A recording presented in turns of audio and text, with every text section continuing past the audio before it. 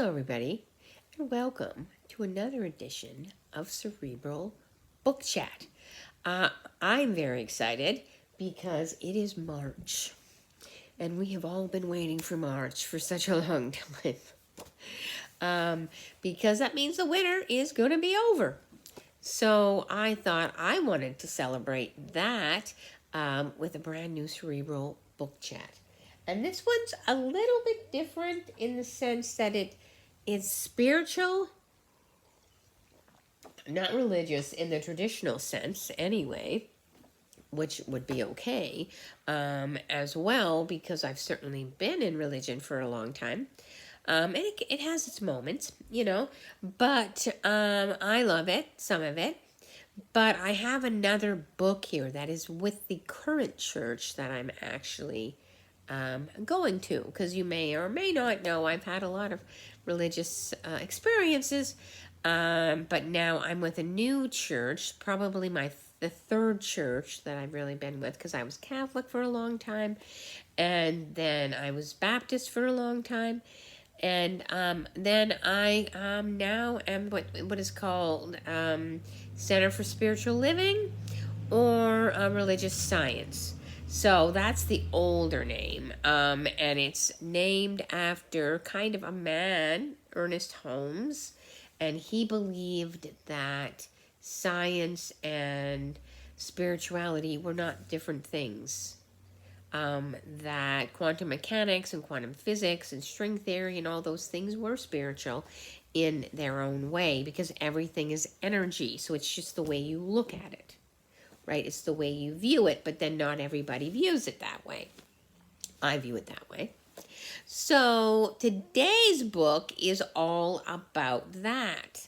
It's a very erudite book, so it qualifies for the Cerebral Book Chat for sure, but it's also spiritual and actually practical in a way of making one's life better, which we all need right about now, right? So this is the book. Boom. How to use spiritual mind treatment, and what to do when it doesn't seem to work. Well, it usually works, but you have to know what it is. Now, you might be saying, what's spiritual mind treatment? Well, it's a kind of practitioner prayer and treatment in the sense that it's not just prayer. You can actually treat physical, emotional, and other kinds of things with it. So in a way, it's like a healing modality, if you may have heard that. And there are people who actually do it. Say you don't want to go to a doctor. Say you want to do something else, right? You want to do an alternative thing. Well, that's this. And I do it. I'm pretty good at it, actually. And I enjoy doing it. And I thought, well, I wonder if somebody else might find this useful. It's by a woman named Diane Edelman, PhD, and then this is the back of it. I bought my copy at Amazon. They're not very expensive, and you can too, so I thought I'd read the back part of it. How to use spiritual mind treatment and what to do when it doesn't seem to work. In my 30 years of studying science of mind, which is the church that I go to, have I yet to encounter a book so clear and concise about spiritual mind treatment. Dr. Edelman has taken a process that can be daunting to the beginning student and made it user-friendly. This book should be in every beginner's class, because we do a lot of classes in religious science, and it's similar to other kind of spiritual churches like Unity, Christian Science, those kinds of things. And a lot of the sort of guru people in the past have used it. Like, I believe Wayne Dyer was very familiar with it, and other kinds of people. So there's a lot of sort of spiritual writing about it, not even directly Ernest Holmes. And then it comes from a theory put forward by Quimby, where everything's energy. It's all one thing. Matter and spirit, everything is all one thing. So it's not different things. Like everything is energy, so even matter is energy. It's just made in physical manifestation. So, and not everybody believes that, but I do. That's what this book's about. So, let's have a look at it and see if maybe we can read a little book. Talking about it. Let's see. Well, let's look at the preface, because I think the preface might be something that may help people understand. There are many books available on the subject of spiritual mind treatment. This one attempts to convey the metaphysical principles, which means above the physical, the metaphysical. Attempts to convey the metaphysical principles behind it and two methods of utilizing it in a brief, non-sectarian a manner as possible, while remaining true to the intent of its originator, Ernest Holmes. Right, so his textbook, The Science of Mind, is the very big tome, really, of what spiritual science is and can be. So I highly recommend that book as well. It also describes impediments to effective treatment and suggests remedies for overcoming them. Drawn from the field of human potential development, these remedies are unrelated to the teaching of religious science, but clearly supported by its practice. So this woman is not per se talking about religious science, but using the same information and the same ability and the same power that Ernest Holmes does. So it kind of goes along with religious science. The reader will note that the word practitioner is used frequently within this text. In the Church of Religious Science, the term practitioner connotes one who has been trained and licensed to perform spiritual mind treatments for others. This book is intended for individuals who wish to use spiritual mind treatment to improve conditions in their own life. So the cool thing about this is, if you know anything about law of attraction, you know that you can make things happen for yourself. You know that everything is energy, and you also know that thoughts are things. Thoughts are actual things. They're not physical things, but they're like metaphysical things, and you can use them. You can use them to build your life. And that's what really makes law of attraction so extraordinary. It's not some kind of weird woo-woo thing. It's real. It's practical. It's what the life is about. It's what life is actually here about. It happens everywhere and every day, but you don't have to believe it. Not everybody does believe it, but that doesn't mean it isn't here. It's like gravity. You don't have to believe in gravity, but it's you're not believing in it doesn't make it less true. So that's what I would say about the law of attraction, because I know people who believe in it and who don't believe in it, and you tend to get after your like. So whatever you tend to believe in is what you tend to get. So what a spiritual mind treatment is it's a 5-pronged prayer. So there are five parts of the prayer, right? And there are things that people use to actually get something that they may want. Say you want more money. Say you want a job. Say you want a relationship.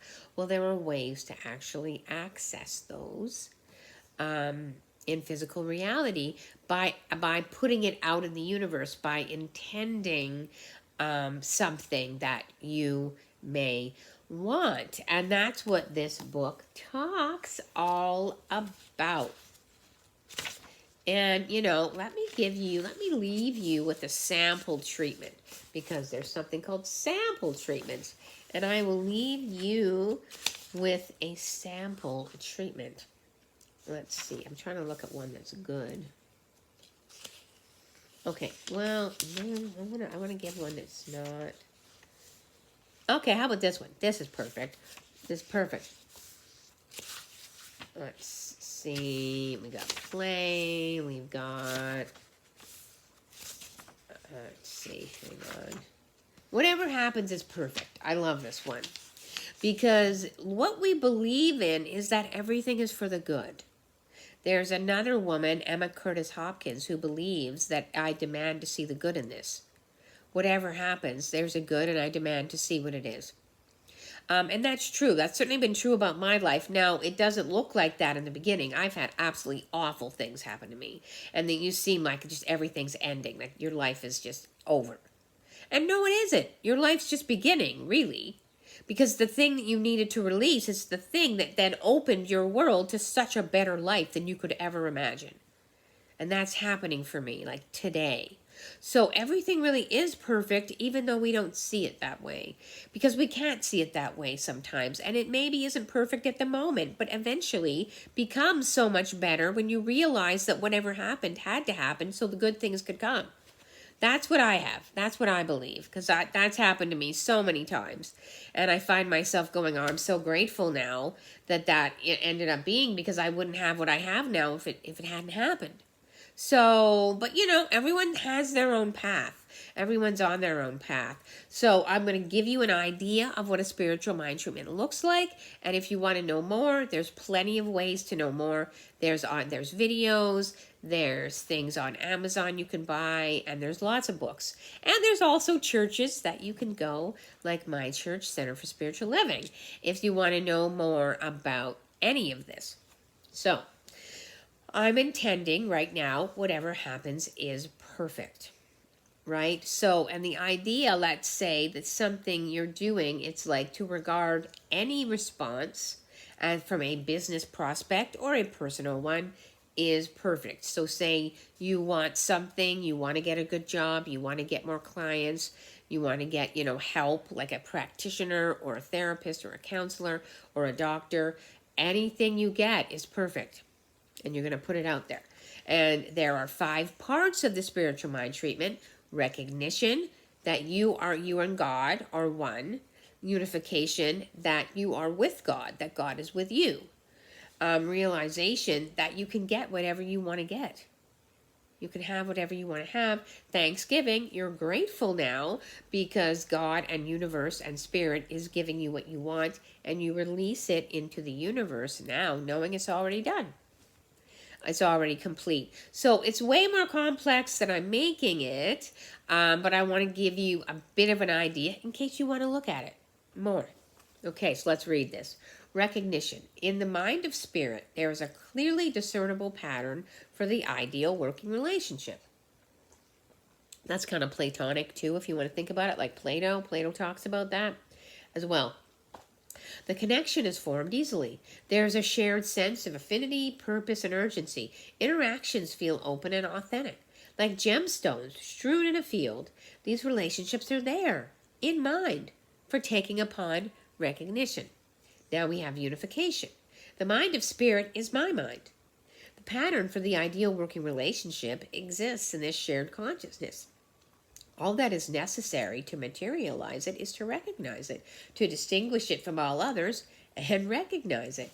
Realization. As I reach out to potential clients, I value every response I receive. I value the warm and enthusiastic response as the pattern of an ideal working relationship which takes form. I value the absence of such a response as an indication to focus elsewhere. The open door and the closed door now have equal value. Whatever happens is perfect, because another piece is the things you don't get are also perfect too, because they're leading you to even better things, which you do want, which you would want. Now we're in Thanksgiving. I thank Spirit for the accessibility of truth, for the reasoning that comes so easily, with the willingness to sit quietly in contemplation, right? Because it's all in mind, it's all in spirit, it's all in ability and power, right? That's how we get things. And then you release. I accept all outcomes, trusting in spirit to demonstrate the perfect solution. And I might do my release in a bit of a different way, like knowing it's all true now, knowing it's all here now, knowing that the universe gives me what I want, because the universe says, yes, my beloved, whatever you shall want shall be given to you, because it's your birthright. So things like that. But anyway, that's this book, everybody. Boom. How to use spiritual mind treatment. It is our Cerebral book chat for the day. So I hope you have a wonderful rest of your Saturday, and I will see you again.